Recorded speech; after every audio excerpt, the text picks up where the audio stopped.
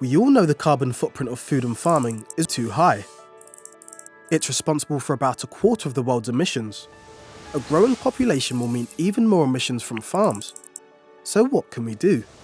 First of all, farms need to measure what they're emitting. This, it turns out, is difficult. For a start, farming is everywhere. Let's compare it with the energy sector. Energy employs less than 1% of the world's population, and most people work for large organizations. Farming, on the other hand, employs over a quarter of the world's population, and 84% of farms are small holdings.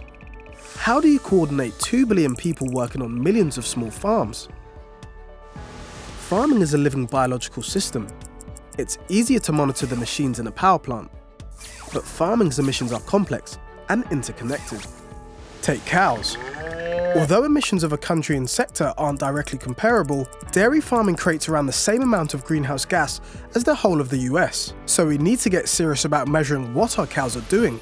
But how? How do you count cow burps? And how do you measure the impact of methane against CO2 emissions? It is not easy to put an exact figure on how much greenhouse gas a farm emits, but the sector is working on increasing insight, as is Rabobank, an agricultural cooperative bank. Rabobank signed the UN's Net-Zero Banking Alliance, which meant that from 2020, it started reporting on not just its own emissions, but the emissions of the companies it finances. Using the internationally respected PICAF methodology and the best available public data, it managed to put a number on its financed emissions. And this is it. It also estimated the emissions of the Dutch dairy farms it finances, breaking it down by the type of gas produced. That big number isn't perfect. It involved a lot of estimating and a lot of uncertainty, but it's a good start. And in the coming years, the methodology will be refined to get even more accurate figures.